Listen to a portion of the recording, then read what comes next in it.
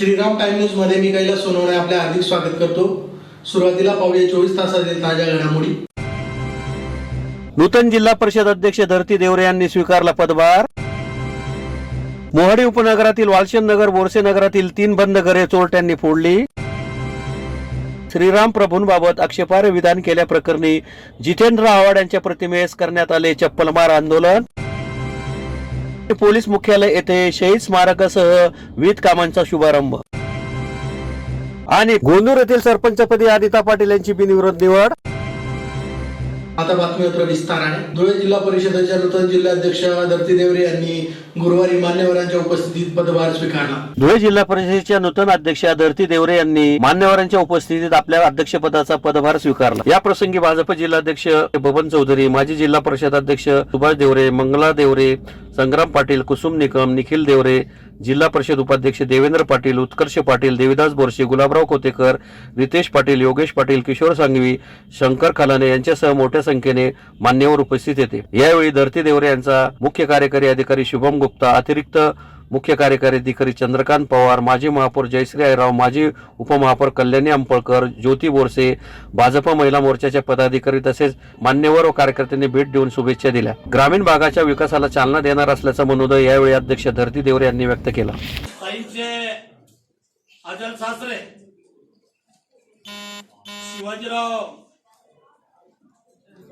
रायमल देवरे यांनी जिल्हा परिषद अध्यक्षाचे पद सुचवलं आणि त्याच्यानंतर सुभाषदादांनी सुद्धा 1998 मध्ये जिल्हा अध्यक्ष पदाची धुरा या ठिकाणी चांगल्या प्रकारे सांभाळली। आज तिसरी पिढी धरतीताईच्या रूपानं या ठिकाणी देवरे परिवार या ठिकाणी जिल्हा अध्यक्षपद सांभाळणार आहे आणि एक अभ्यास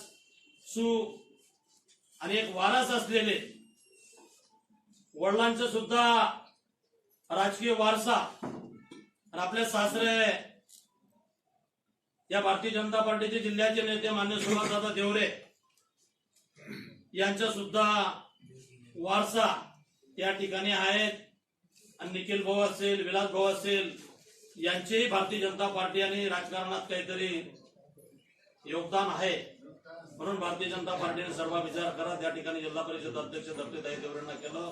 धरतीताईंना मी या ठिकाणी भारतीय जनता पार्टीकडनं या ठिकाणी सर्व पदाधिकाऱ्यांकडनं तमाम जिल्ह्यांच्या वतीनं या ठिकाणी शुभेच्छा देतो। भावी वाटचालीस शुभेच्छा देतो। धन्यवाद। धुळे शहरातील मोहाडी उपनगर येथील वालचंद नगर व बोरसे नगरातील 3 बंद घरे अज्ञात चोरट्यांनी फोडून दागिने व रोकड असा लाखोंचा मुद्देमाल लंपास केला आहे। याबाबत मोहाडी पोलीस ठाण्यात नोंद झाली आहे। धुळे शहरातील मोहाडी उपनगरातील वालचंद नगर व बोरसे नगर येथील 3 बंद घरे फोडून अज्ञात चोरट्यांनी रोख रक्कम व सोन्याचे दागिने असा ऐवज लंपास केल्याची घटना गुरुवारी सकाळी उघडकीस आली। शहरातील वालचंद बापूजी नगर व बोरसे नगर परिसरात एकाच रात्री 3 घरे फोडून चोरट्यांनी धुमाकूळ घातली।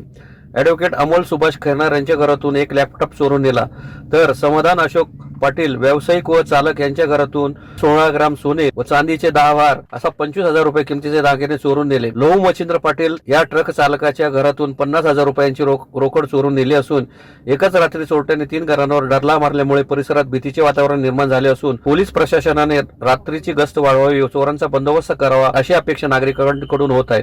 या संदर्भात मोहाडी पोलीस ठाण्यात चोरीची नोंद करण्यात आली आहे। आमचे 2 घरांमध्ये चोरी झालेली आहे आणि आम्ही 2 दिवसापासून बाहेर गावाला गेलो होतो, तर अज्ञात चोरट्यांनी ही चोरी केलेली आहे।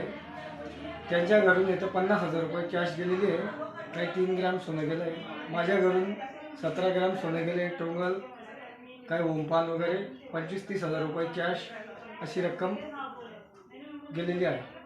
तरी पोलिसांनी याचा तपास करावा एवढी माझी मागणी आहे। प्रभू श्रीराम यांच्या संदर्भात आक्षेपार्ह विधान केल्याप्रकरणी धुळे महानगर भाजप महिला आघाडीतर्फे शहरातील जाशीराणी चौकात जितेंद्र आव्हाड यांच्या प्रतिमेस चपलामार आंदोलन करीत निषेध नोंदवण्यात आला। श्रीराम प्रभूंबाबत आक्षेपार्ह विधान केल्याप्रकरणी धुळे महानगर भाजप महिला आघाडीतर्फे शहरातील झाशी राणी चौकात त्यांच्या प्रतिमेस चप्पलमार आंदोलन करीत निषेध नोंदवण्यात आला. जितेंद्र आव्हाड यांनी सनातन हिंदू धर्माची अस्मिता असलेले प्रभू श्रीरामचंद्राच्या आहाराबाबतीत विवादित विधान करून समस्त हिंदू धर्मियांच्या भावना दुखावल्यामुळे भारतीय जनता पार्टीच्या संतप्त कार्यकर्त्यांनी त्यांच्या प्रतिमेला चप्पलमार आंदोलन करत तीव्र निषेध केला. यावेळी मोहिनी दात्रक, नेहा हिरराव, रंजना पाटील, सुनीता सोनार, वंदना सातपुते, पुष्पा सातपुते, भावना विसावा, मिनल अग्रवाल, छाया पाटील, छाया अटकर, शीतल रोकडे, बेबी पाटील, रत्नप्रभा सोनवणे, साधना पाटील, राजकोर पाटील, ज्योती मस्के, उर्मिला पाटील, उमा कोळवले, माया देवरे, नीता कोळवले, वैशाली पाचपुते, प्रमिला जाधव, अश्विनी सोनार,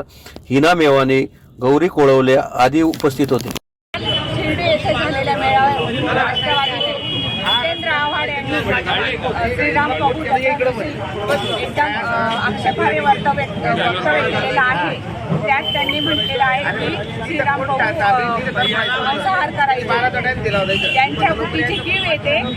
श्रीरामचरित मानसमध्ये लिहिलेलं आहे, तुलसीदासांनी लिहिलेलं आहे की 14 वर्ष श्रीराम प्रभू हे कंदमुळे खाऊन यांनी 14 वर्ष काढलेले आहे. तर आम्ही भारतीय जनता पार्टी महिला मोर्चाकडून त्यांना एक श्रीरामचरित मानस हे भेट देणार आहोत, जेणेकरून त्यांनी याचा अभ्यास करावा आणि त्याच्यात काय त्याचा अभ्यास खूप कमी आहे म्हणून ते असे बेताल वक्तव्य नेहमीच करत असतात. तर त्यांनी त्याचा अभ्यास करावा आणि असे वक्तव्य त्यांनी कुठेतरी थांबवावे. नेहमीच त्यांचे बेताल वक्तव्य आपल्या देवतांविषयी नेहमीच होत असतात. तर आज भारतीय जनता पार्टी तसेच भारतीय जनता पार्टी युवा मोर्चा, भारतीय जनता पार्टी महिला मोर्चाच्या वतीने इथे धुळे महानगरामध्ये तीव्र निषेध आंदोलन करण्यात आलेले आहे. धुळे शहरातील पोलीस मुख्यालय ते शहीद स्मारकासह अंतर्गत रस्ते, प्रवेशद्वार आदी कामांचा शुभारंभ आमदार फारुख शाह यांच्या हस्ते संपन्न झाला. धुळे शहरातील पोलीस मुख्यालय येथे शहीद स्मारकासह अंतर्गत रस्ते, प्रवेशद्वार आदी कामांचा शुभारंभ आमदार फारुख शाह यांच्या हस्ते संपन्न झाला. इतर प्रशासकीय सेवेवरील भांडवली खर्च व महाराष्ट्र राज्य पोलीस गृहनिर्माणासाठी बांधकाम करणे या अंतर्गत सुमारे 4,41,00,000 रुपयांच्या कामांचा शुभारंभ आमदार फारुख शाह यांच्या हस्ते संपन्न झाला. धुळे शहरातील संपूर्ण विकास व्हावा म्हणून आमदार फारुख शाह यांचे प्रयत्न असून शहरातील प्रत्येक घटकाला न्याय मिळावा व विकास व्हावा म्हणून शासनाकडून करोडो रुपयांचा निधी आणण्याचे काम आमदार फारुख शाह यांनी केले आहे. त्यानंतर पोलीस बांधवांसाठी सुद्धा आमदार फारुख शाह यांनी शासनाकडून 4,41,00,000 रुपयांचा निधी आणला आहे. यात पोलीस मुख्यालय प्रवेशद्वार बांधणे तसेच पोलीस मुख्यालय, कवायत मैदान, बैठक व्यवस्थेचे बांधकाम करणे, मैदानात ध्वजस्तंभ उभारणे व त्याचे बांधकाम करणे व पोलीस मुख्यालय परिसरात शहीद स्मारकाचे सुशोभीकरणासह लँडस्केप बगीचा, आवार भिंतीस बांधकाम करणे तसेच पोलीस मुख्यालयातील मल्टीपर्पज हॉलचे नूतनीकरण करणे व परिसरातील अंतर्गत रस्त्यांची सुधारणा करणे या बाबींसाठी हा निधी वापरला जाणार आहे. यासाठी पोलीस बॉईज यांनी आमदार फारुख शाह यांना निवेदन देऊन मागणी केली होती. त्या अनुषंगाने आमदार फारुख शाह यांनी तात्काळ याची दखल घेत शासनाकडे व गृह विभागाकडे या कामाचा पाठपुरावा करून निधी आणलेला आहे.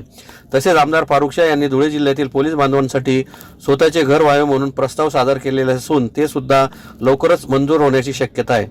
यावेळी देविदास चौधरी, आर पाटील, धर्मेंद्र झालटे, नासिर पठाण, बॉबी वाघ, रऊफ पठाण, सलीम शहा, नासिर पठाण, नगरसेवक सईद बेग, नगरसेवक अब्दुल गनी डॉलर, डॉक्टर दीपश्री नाईक, मौलवी शकील, निजाम सय्यद, कैसर अहमद, आसिफ शहा, प्यारेलाल पिंजारी, छोटू मच्छीवाले, हलीम शमशुद्दीन आदी उपस्थित होते. कार्यक्रम यशस्वी करण्यासाठी पोलीस बॉईज आणि पोलीस सेवानिवृत्त असोसिएशन यांनी विशेष प्रयत्न केले.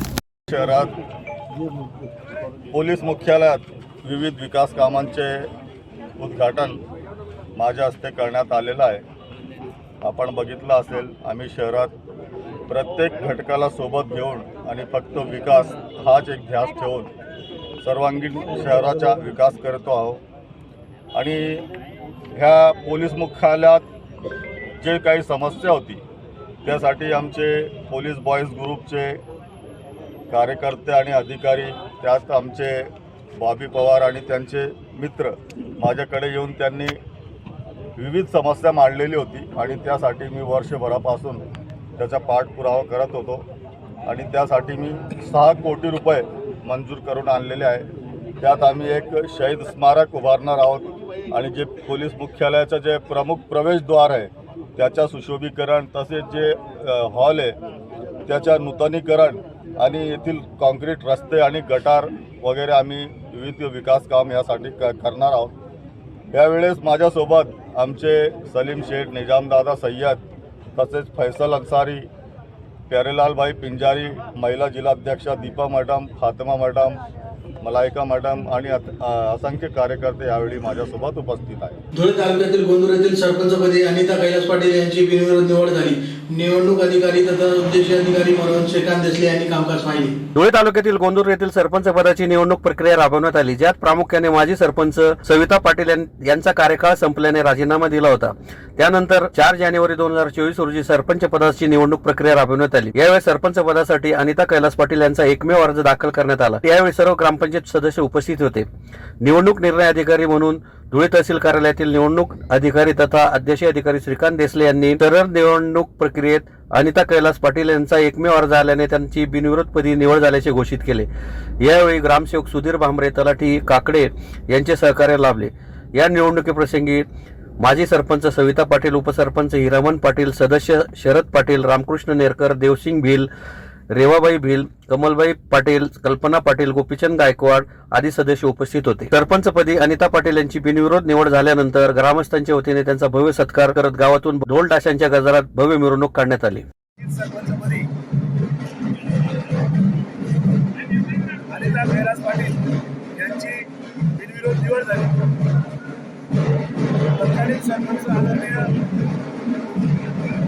किशोर भदाणे यांनी राजीनामा दिल्यामुळे रिक्त झालेल्या जागेवर सर्वसामान्य ग्रामपंचायतीच्या सहकार्याने आणि सर्वांच्या प्रयत्नाने आज गावच्या विकासासाठी एक नवीन पर्व सुरू होईल आणि सरपंच या गावाच्या विकासामध्ये त्यांच्या मनामध्ये आपल्याला विविध संकल्पना राबवतील आणि या गावाचा विकास करतील.